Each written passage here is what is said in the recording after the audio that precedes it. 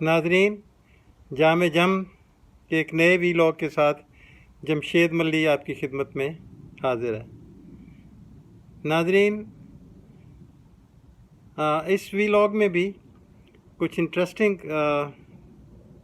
वाक़यात आपके साथ शेयर करूंगा, तो इसलिए मैं आपसे रिक्वेस्ट करूंगा कि आप मेरे वीडियो को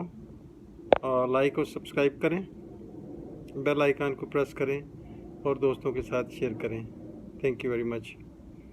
नाजरीन, एयरपोर्ट पे मेरी ड्यूटी के दौरान मिसेज़ अलीम, जो हमारे लॉ कॉलेज की प्रिंसिपल रह चुकी थी, वो ट्रैवल कर रही थी, तो उनसे मेरी मुलाकात हुई। बहुत खुशी हुई। काफ़ी अरसे के बाद उनसे मुलाकात हुई तो उनको मैंने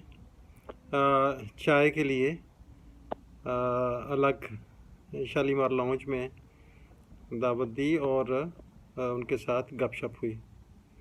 तो उन्होंने बताया कि ऐसे ऐसे लंदन यूनिवर्सिटी के साथ अफिलिएट करके लॉ कॉलेज बनाने का इरादा है,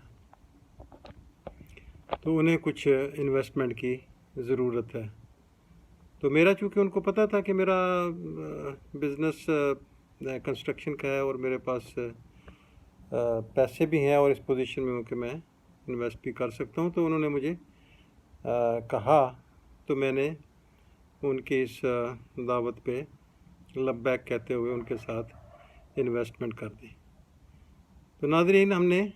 वो लंदन यूनिवर्सिटी के साथ एफिलिएट करवा कर लॉ कॉलेज बना लिया। लॉ कॉलेज का नाम था लायर्स इन। ये जिना हॉस्पिटल के सामने जियो वार्ड में वाक़या था और इसमें इस लॉ कॉलेज में ये फ़ॉरेन डिग्री थी चूँकि, तो जो लंदन स्कूल ऑफ इकनॉमिक्स में स्टूडेंट्स पढ़ते थे, वो वेकेशंस में जब पाकिस्तान आते तो वो हमारे पास पढ़ने के लिए आते थे। उनमें काबिल ज़िक्र मियां नवाज शरीफ प्राइम मिनिस्टर के फ़र्जंद अर्जमंद हुसैन नवाज़ थे, डॉक्टर बासित के बेटा था, बुशरा रहमान का बेटा था, और ऐसे ही काफ़ी लाहौर की जो नोन फिगर्स हैं उनके बच्चे हमारे पास पढ़ने के लिए आते थे। तो ये काफ़ी देर चलता रहा, मगर मेरा जो उसमें था कि उनका ख्याल था कि मैं एज ए मेल मेंबर उनकी कोई ऐसी बहुत ज़्यादा टाइम दूंगा या हेल्प करूंगा, तो जो कि मैं नहीं कर सका चूँकि मेरी बाकी भी मसरूफियात थी। PIA की सियासत, PIA की जॉब, फिर कंस्ट्रक्शन कंपनी, मेरी भी ट्रेडिंग कंपनी, बहुत सारे काम थे, तो मैं इतना वो टाइम उनकी तवक्को के मुताबिक ज़्यादा नहीं दे सका। तो मैंने फिर अपना शेयर जो है वो वहाँ से निकाल लिया और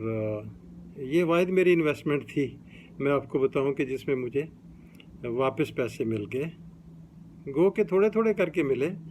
मगर ये कि वो मेरा एक उनके साथ चूँकि उस्ताद शागिर्द का रिश्ता भी था, तो वो उन्हें मेरी रिस्पेक्ट थी और मुझे भी उनका बहुत ज़्यादा रिकॉर्ड था, तो उन्होंने मेरे ये पैसे वापस कर दिए। अब साथ ही जो PIA के अंदर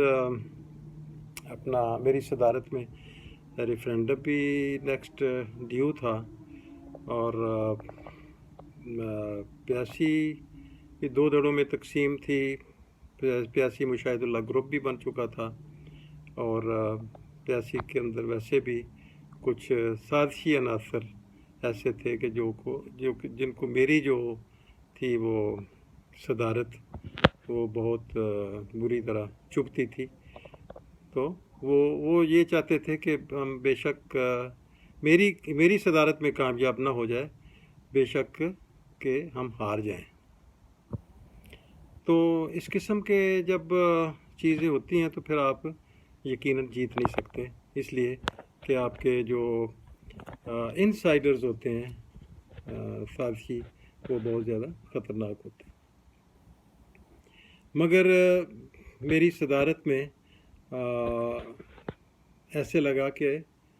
ہم جیت گئے ہیں، یعنی یہ سمجھ لیں کہ جیت جو تھی وہ کان کے قریب سے گزر گئی، اور اعلان غیر سرکاری اعلان جو ہوتا ہے وہ بھی ہو گیا کہ پیاسی جیت گئی ہے، اور ہم نے شکرانے کے جو نفل تھے وہ بھی ادا کرنے شروع کر دیے، مگر بدقسمتی سے بعد میں پھر کسی ایک فائنل کراچی سے کسی بوتھ انجینئرنگ بوتھ کا غالباً رزلٹ آیا، تو اس میں پتہ چلا کہ نہیں، ہم ہار گئے ہیں اور پیپلز یونٹی جیت گئی ہے۔ اور اس طریقے سے میں نے جیسے پہلے بھی عرض کیا تھا کہ ہماری جو آپس کی ڈویژن سے جو پیپلز یونٹی ہے وہ ہر 2 سال کے بعد جیتتی رہی، اور ہم ہر 2 سال کے بعد اپنی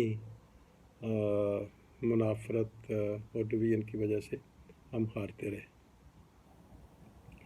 پھر اس کے بعد اگلا ریفرینڈم جو تھا وہ پھر وہی جو سازشیں کر رہے تھے لوگ، ان کا خیال تھا کہ جی اس بندے کو ہٹا کے ہم خود کسی طریقے سے خود اس پہ قبضہ کریں۔ تو لیاقت بلوچ کے بھائی تھے چھوٹے، وہ پی آئی اے کارگو میں ہوتے تھے، بشارت بلوچ، ان کو آگے لا کے ان لوگوں نے صدر بنانے کی کوشش کی، اور اس میں این ایل ایف کے جو پریزیڈنٹ تھے شفیع ملک صاحب، ان کو بتایا کہ ایسے ایسے لیاقت بلوچ کے بھائی ہیں۔ انہوں نے کہا واہ واہ واہ کیا بات ہے جی، وہ تو پھر گھر کی بات ہے، کیونکہ جماعت کے وہ لیاقت بلوچ کا جہاں پہ نام آتا ہے تو پھر وہ باقی سارے لوگ جو ہے نا، چاہے بے شک جتنی بھی قربانیاں ہوں، وہ پیچھے رہ جاتے ہیں، اور جماعت کا جو بندہ ہے وہ پھر اس کو آنکھیں بند کر کے آگے آئی ایم سوری ٹو سے دیٹ کہ اس کو آگے لے آتے، اس کو صدر یوں نامینیٹ کر دیا گیا اور مجھے وہاں سے ہٹا دیا گیا۔ مجھے بھی کوئی ایسا وہ نہیں تھا، ایسا میرے لیے کوئی الیورمنٹ نہیں تھی، میں تو بہت زیادہ اپنا سیکریفائس کر کے اور بہت بڑا نقصان کر کے یہ کام کر رہا تھا، مگر یہ ہو گیا۔ لیکن یعنی بشارت بلوچ کی جو صدارت میں بھی اگلا ریفرینڈم بھی جو پیاسی تھی وہ پھر ہار گئی، اور بہت بری طرح ہاری، یعنی میری صدارت میں تو چند ووٹوں سے ہاری تھی، مگر بشارت بلوچ کی جو تھی صدارت میں وہ بہت زیادہ ووٹوں سے ہاری۔ اب